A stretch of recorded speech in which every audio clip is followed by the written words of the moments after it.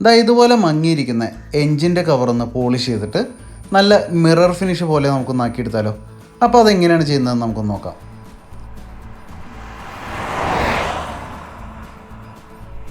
നമസ്കാരം, പവർ മോട്ടറിങ്ങിൻ്റെ മറ്റൊരു വീഡിയോയിലേക്ക് ഏവർക്കും സ്വാഗതം. അപ്പോൾ ഇന്നത്തെ വീഡിയോ എന്തിനെക്കുറിച്ചാണെന്നുള്ളത് നിങ്ങൾക്ക് ഏകദേശം ഒരു ധാരണ കിട്ടിയിട്ടുണ്ടായിരിക്കും. നമ്മുടെ എൻജിൻ കവർ ബഫ് ചെയ്ത് അല്ലെങ്കിൽ പോളിഷ് ചെയ്ത് കുറച്ചുകൂടി ഒരു മിറർ ഫിനിഷൊക്കെ പോലെ ആക്കിയെടുക്കുന്നത് എങ്ങനെയാണെന്നുള്ളതാണ് ഇന്നത്തെ വീഡിയോയിൽ ഞാൻ കാണിക്കാൻ ഉദ്ദേശിക്കുന്നത്. അപ്പോൾ ഇത് നമുക്ക് മെഷീൻ ഉപയോഗിച്ചും മെഷീൻ ഇല്ലാതെയും മെഷീൻ ഇല്ലാത്ത ആളുകൾക്ക് അങ്ങനെയും ചെയ്യാൻ പറ്റും.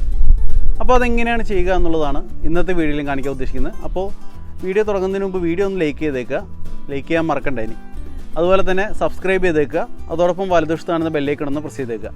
ഇനി ഇൻസ്റ്റയിലോ എഫ് ബിയിലാണ് കാണുന്നതെങ്കിൽ എൻ്റെ ഇൻസ്റ്റാ എഫ് ബി പേജുകളൊന്ന് ഫോളോ ചെയ്തേക്കുക. നമുക്ക് വീഡിയോയിലേക്ക് കിടക്കാം. അപ്പോൾ ഇത് പോളിഷ് ചെയ്യുമ്പോൾ കുറച്ചുകൂടി എളുപ്പമാക്കാൻ വേണ്ടിയിട്ട് ഫൂട്ട് റെസ്റ്റും അതുപോലെ തന്നെ ഗിയർ ലിവറും നമ്മൾ റിമൂവ് ചെയ്യേണ്ടതുണ്ട്. ഫൂട്ട് റെസ്റ്റിന് 14ൻ്റെ സ്പാൻഡറും ഗിയർ ലിവറിന് 8ൻ്റെ സ്പാൻഡറുമാണ് ഉപയോഗിക്കേണ്ടത്. അപ്പോൾ അത് ഞാൻ ഫൂട്ട് റെസ്റ്റിൻ്റെ ബോൾട്ട് നെറ്റ് അഴിക്കുകയാണ്. അതിനുശേഷം ഗിയർ ലിവറിൻ്റെ നെറ്റ് കൂടി അഴിച്ചിട്ട് ഇത് രണ്ടും നമുക്ക് റിമൂവ് ചെയ്യാം.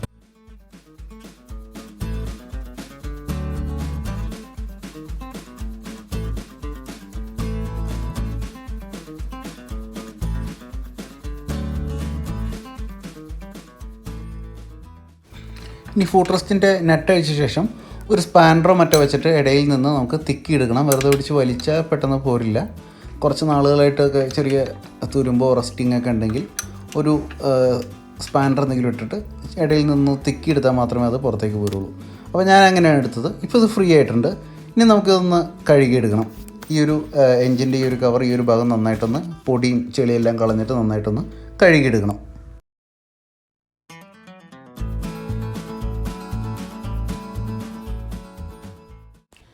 ഇനി നമുക്കിതിലേക്ക് മെറ്റൽ പോളിഷ് അപ്ലൈ ചെയ്യാം. ഈ മെറ്റൽ പോളിഷ് ഓട്ടോസോൾ എന്ന് പറഞ്ഞ കമ്പനിയുടേതാണ്. ഇത് ഇപ്പോൾ എൻ്റെ കയ്യിലിരിക്കുന്ന ഈ ഒരു ഐറ്റം എന്ന് പറയുന്നത് മെയ്ഡ് ഇൻ ജർമ്മനിയാണ്. ഇത് കുറച്ച് കൂടിയ നല്ല ക്വാളിറ്റി ഉള്ള ഒരു ഐറ്റമാണ്. ഞാൻ ആമസോണിൽ നിന്ന് പർച്ചേസ് ചെയ്തതാണ്. ഇതിൻ്റെ ലിങ്ക് ഞാൻ കൊടുക്കാം. ഇതുകൂടാതെ ലോക്കൽ ഓട്ടോമൊബൈൽ പെയിൻറ്റിങ് ഷോപ്പുകളിലും ഈ ഐറ്റം അവൈലബിൾ ആണ്. അതുകൂടാതെ സ്റ്റീലിൻ്റെ ഷോപ്പുകളിൽ ചെന്ന് കഴിഞ്ഞാൽ അവിടെ അവരുടെ കയ്യിൽ ഒരുതരം പൊടിയുണ്ട്, അത് ഉപയോഗിക്കാം. പക്ഷേ ഈ ഒരു ഐറ്റം ഹൈ ക്വാളിറ്റിയാണ്. അതുകൊണ്ട് ഞാൻ ഇത് തന്നെയാണ് ഞാൻ റെക്കമെൻഡ് ചെയ്യുന്നത്. കാരണം ഞാൻ വെറുതെ വിരൽ ഉപയോഗിച്ചിട്ട് അപ്ലൈ ചെയ്തിട്ട് വരെ ഇതിൽ നിന്ന് ശരിക്കും നന്നായിട്ട് കളർ വ്യത്യാസം മാറുന്നതായിട്ട് എനിക്ക് അനുഭവിക്കാൻ പറ്റി. അപ്പോൾ അതുകൊണ്ടാണ് ഞാൻ അങ്ങനെ പറഞ്ഞത്. ഇനി നമുക്കൊന്ന് അപ്ലൈ ചെയ്ത് നോക്കാം. അപ്ലൈ ചെയ്യാനായിട്ട് എൻ്റെ ഒരു മെഷീനുണ്ട്. അത് നമ്മുടെ സാധാരണ കാർ പോളിഷിനൊക്കെ വേണ്ടി ഉപയോഗിക്കുന്ന ഒരു മെഷീനാണ്. ഈ മെഷീനിൽ ഉപയോഗിക്കാൻ പറ്റുന്ന പാഡുകൾ, ബഫിംഗ് പാഡുകളുണ്ട്. ഒന്ന് ഇതാണ്, കുറച്ച് കട്ടിയുള്ള ഫെൽറ്റ് പാഡ് എന്ന് പറയും. മറ്റൊന്ന് നമ്മൾ സാധാരണ കാറിൻ്റെ പോളിഷ് പെയിൻറ്റിങ് സർഫസുകളിൽ ഉപയോഗിക്കുന്ന പാടാണ്. ഇത് കുറച്ച് ഹാർഡ് ആയിട്ടുള്ള പാടാണ്. പിന്നെ ഒന്നുള്ളത് നമ്മുടെ ഒരു സോഫ്റ്റ് പാഡാണ്. ഇത് കൈ വെച്ചിട്ട് അപ്ലൈ ചെയ്യാൻ വേണ്ടിയിട്ടുള്ളതാണ്. വേറെ നമുക്ക് കൈ വെച്ചല്ലാതെ അപ്ലൈ ചെയ്യാൻ വേറെ ഓപ്ഷനൊന്നും ഇല്ലെങ്കിൽ അത് ഉപയോഗിക്കാം. ഇപ്പോൾ മെഷീനിൽ ഉപയോഗിക്കാൻ പറ്റുന്ന ഇത് രണ്ടുമാണ്, ഈ യെല്ലോയും റോസും ആണ്. ഫെൽറ്റ് പാഡ് ഉപയോഗിക്കുന്നുണ്ട് മെഷീനില്ലാതെ, അതും ഞാൻ കാണിക്കാം. അപ്പോൾ ഇനി നമുക്ക് പോളിഷ് അപ്ലൈ ചെയ്യാം. ഞാനിപ്പോൾ ആദ്യം റൈറ്റ് സൈഡിൽ ആ ഒരു പോർഷനിൽ മാത്രമാണ് പോളിഷ് അപ്ലൈ ചെയ്യുന്നത്. നമുക്ക് കണ്ട് നോക്കാം വ്യത്യാസം എന്തെങ്കിലും ഉണ്ടോ എന്ന് നോക്കാം. നമ്മൾ ഈ പോളിഷ് അപ്ലൈ ചെയ്ത ഭാഗത്ത് ബഫ് ചെയ്തതിന് ശേഷവും അതുപോലെ തന്നെ അതിന് മുമ്പും എന്തെങ്കിലും വ്യത്യാസം ഉണ്ടോ എന്നുള്ളത് നോക്കാം. മെഷീൻ്റെ എൻജിൻ്റെ ലെഫ്റ്റ് സൈഡിൽ ഞാനിപ്പോൾ തൽക്കാലം ഞാൻ പോളിഷ് ചെയ്യുന്നില്ല, ഒരു വ്യത്യാസം കാണിക്കാൻ വേണ്ടി മാത്രമായിട്ട്. ഓക്കെ, അപ്പോൾ ഇതൊന്ന് നമുക്കൊന്ന് മൊത്തത്തിലൊന്ന് അപ്ലൈ ചെയ്യണം. ഞാനിതെൻ്റെ കൈ ഉപയോഗിച്ചിട്ട് തന്നെ സ്പ്രെഡ് ചെയ്യാണ്. സ്പ്രെഡ് ചെയ്തതിന് ശേഷം വേണമെങ്കിൽ 2-3 മിനിറ്റ് വയ്ക്കാം.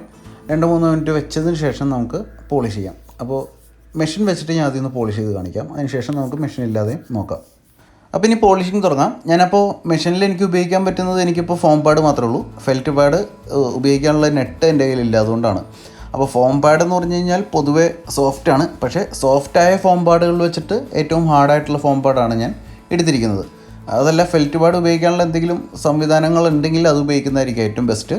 അപ്പോൾ ഞാനിത് ഉപയോഗിച്ചിട്ടൊന്ന് പോളിഷ് ചെയ്യാണ്.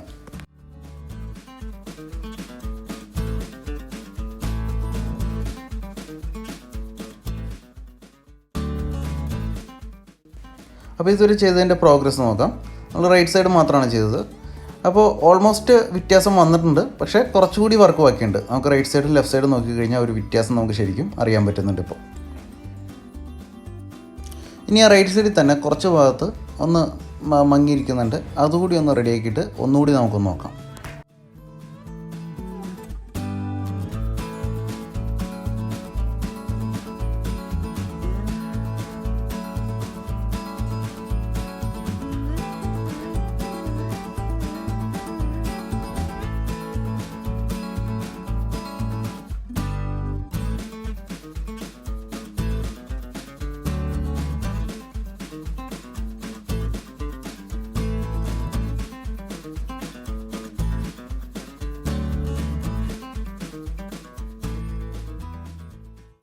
ഓക്കെ, അപ്പോൾ റൈറ്റ് സൈഡ് ഓൾമോസ്റ്റ് കംപ്ലീറ്റ് ആയി.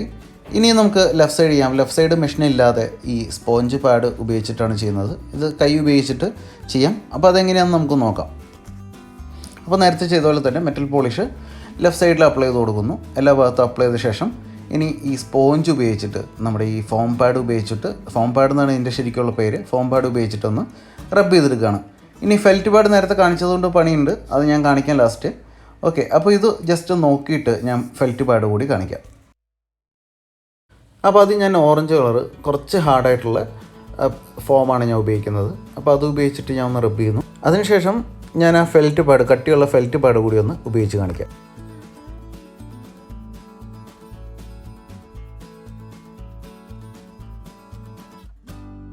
ഓക്കെ, അപ്പോൾ ഇത്രയും ചെയ്തപ്പോൾ തന്നെ നല്ല വ്യത്യാസം വന്നിട്ടുണ്ട്.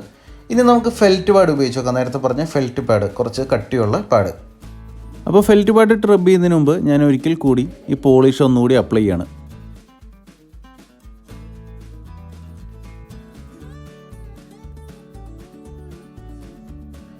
ഓക്കെ, ഇനി ഫെൽറ്റ് പാഡ് ഇട്ടിട്ട് റബ്ബ് ചെയ്യാം. ഫെൽറ്റ് പാഡ് ഞാൻ കൈ കൊണ്ട് തന്നെയാണ് റബ്ബ് ചെയ്യുന്നത്. ഫെൽറ്റ് പാഡ് ഇട്ട് റബ്ബ് ചെയ്യുമ്പോഴാണ് ഏറ്റവും ബെസ്റ്റ് റിസൾട്ട്സ് കിട്ടുന്നത്. നമുക്കത് ശരിക്കും അറിയാൻ പറ്റുന്നുണ്ട്. അതിൽ നിന്ന് എടുക്കുന്ന ആ ഒരു അഴുക്കും മറ്റുമൊക്കെ കൂടുതലായിട്ട് ഫെൽറ്റ് പാഡിൽ പതിയുന്നുണ്ട്. അതുപോലെ ഫെൽറ്റ് പാഡ് കുറച്ചുകൂടി ഹാർഡാണ്. നമ്മളിതുവരെ ഉപയോഗിച്ച ഏത് ഐറ്റത്തിനേക്കാൾ കൂടുതൽ ഹാർഡാണ് ഫെൽറ്റ് പാഡ്. അപ്പോൾ അതുകൊണ്ട് തന്നെ അതുപോലെ തന്നെ സൈഡിൽ നിന്നൊക്കെ നമുക്ക് ഇത് ഉരച്ചെടുക്കാനൊക്കെ പറ്റും. അങ്ങനെ ഒരു അഡ്വാൻറ്റേജും ഇതിനുണ്ട്. അതുപോലെ തന്നെ റബ്ബ് ചെയ്ത ശേഷം ഒരു മൈക്രോ ഫൈബർ വെച്ചൊന്ന് തുടച്ചുകൂടി എടുക്കുകയാണെങ്കിൽ കുറച്ചുകൂടി ക്ലിയർ ആയിട്ട് നമുക്ക് അറിയാൻ പറ്റും.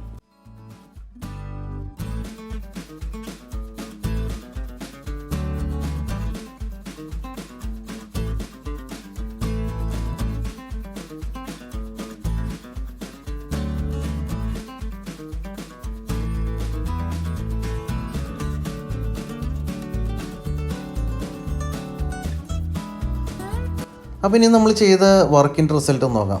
ഇതാ നല്ല മിറർ ഷെയ്ൻ വന്നിട്ടുണ്ട്.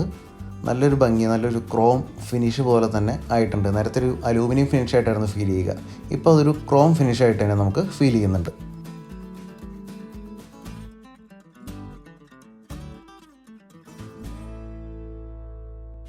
ഇനി റൈറ്റ് സൈഡ് അപ്ലൈ ചെയ്യാൻ പോവാണ്. അപ്പോൾ റൈറ്റ് സൈഡ് ഞാൻ ആദ്യം പേസ്റ്റ് അപ്ലൈ ചെയ്തു. ഒരു 2-3 മിനിറ്റ് വയ്ക്കാം പേസ്റ്റ് അപ്ലൈ ചെയ്ത ശേഷം. അതിനുശേഷം നമ്മൾ ചെയ്യുന്നത്, ഞാനിപ്പോൾ ആദ്യം ഞാൻ ഫെൽറ്റ് പാഡ് ഉപയോഗിച്ചിട്ടാണ് ചെയ്യാൻ ഉദ്ദേശിക്കുന്നത്. അപ്പോൾ ഈ ഫെൽറ്റ് പാഡ് ഉപയോഗിച്ച് കൈകൊണ്ട് ചെയ്യുമ്പോൾ ഇതിലൊരു ബുദ്ധിമുട്ട് എന്താണെന്ന് വെച്ച് കഴിഞ്ഞാൽ ഇവിടെ സൈലൻസർ പൈപ്പ്, ബ്രേക്ക്, പിന്നെ അതുപോലെ തന്നെ കിക്കർ, പിന്നെ ഫൂട്ട് റെസ്റ്റ്, ഇങ്ങനെ ഒരുപാട് സംഗതികൾ വരുന്നുണ്ട്. അപ്പോൾ അതുകൊണ്ട് സൂക്ഷിച്ച് ചെയ്യണം. കൈയൊന്നും മുറിയാതെ സൂക്ഷിച്ച് ചെയ്യാൻ നോക്കണം എന്നുള്ളതാണ് ഇതൊരു നമ്മുടെ ഒരു വെല്ലുവിളി എന്ന് പറയുന്നത്. അതുപോലെ തന്നെ ഇവിടെ ഒരുപാട് പ്രൊജക്റ്റ് ചെയ്ത് നിൽക്കുന്ന ഭാഗങ്ങളൊക്കെ കൂടുതലാണ്. ഓയിൽ ഫിൽറ്റർ വരുന്ന ഭാഗങ്ങളും മറ്റുമൊക്കെ കൂടുതലാണ്. പിന്നെ അപ്പോൾ ഇതിൻ്റെ റിസൾട്ട് ഞാൻ ഒന്ന് കാണിക്കാം. ഇതിപ്പോൾ ഇങ്ങനെ ചെയ്തിട്ട് എന്താണ് റിസൾട്ട് എന്നുള്ളത്. അതിനുശേഷം മെഷീൻ ഉപയോഗിച്ച് ഞാൻ ചെയ്തത് കാണിക്കാം. ഇതാണ് റൈറ്റ് സൈഡിൻ്റെ ഇപ്പോൾ നിലവിൽ കിട്ടിയിരിക്കുന്ന റിസൾട്ട്. ഇനി റൈറ്റ് സൈഡിൽ തന്നെ മെഷീൻ ഉപയോഗിച്ചിട്ട് ഞാൻ ഒന്നുകൂടി ഒന്ന് ബഫ് ചെയ്യാൻ പോവാണ്. മെഷീൻ ഉപയോഗിച്ച് ബഫ് ചെയ്യുമ്പോൾ നേരത്തെ കണ്ട കാർ പോളിഷിംഗ് മെഷീൻ, ആ മെഷീനല്ല ഞാൻ ഇവിടെ ഉപയോഗിക്കുന്നത്. പകരം ഞാൻ ഒരു ഡ്രില്ലിംഗ് മെഷീനാണ്. ആ ഡ്രില്ലിംഗ് മെഷീനിലൊരു ബഫിംഗ് പാഡ്, ചെറിയ ബഫിംഗ് പാഡ് ഫിറ്റ് ചെയ്യാൻ പറ്റുന്ന ഒരു അഡാപ്റ്റർ ഫിറ്റ് ചെയ്തിട്ട് അത് വെച്ചിട്ടാണ് ഞാൻ ബഫിംഗ് പാഡ് വെച്ച് പോളിഷ് ചെയ്യുന്നത്. അപ്പോൾ ഞാനിവിടെ സാധാരണ ബഫിംഗ് പാഡ് ഫോം പാഡാണ് ഉപയോഗിക്കുന്നത്. പക്ഷേ ഫെൽറ്റ് പാഡ് തന്നെ ഈ പറയുന്ന മെഷീനിൽ ഫിറ്റ് ചെയ്യാൻ പറ്റുന്ന തരത്തിൽ കിട്ടുകയാണെങ്കിൽ അതായിരിക്കും ഏറ്റവും ബെസ്റ്റ്. അപ്പോൾ എൻ്റെ കയ്യിൽ അതില്ലാത്തതുകൊണ്ട് ഞാൻ സാധാരണ ഒരു ഫോം പാഡ് ഉപയോഗിച്ചിട്ട് ചെയ്ത് കാണിക്കാം. അതിൻ്റെ റിസൾട്ടും എന്താണെന്ന് കാണിക്കാം.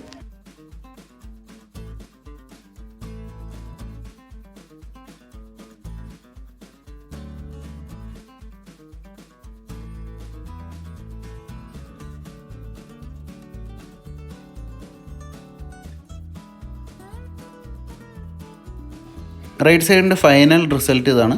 ഇത് നമ്മൾ കിക്കർ അനക്കുന്നത് വരെ നമുക്ക് അതിനകത്ത് ക്ലിയർ ആയിട്ട് കാണാൻ പറ്റുന്നുണ്ട്.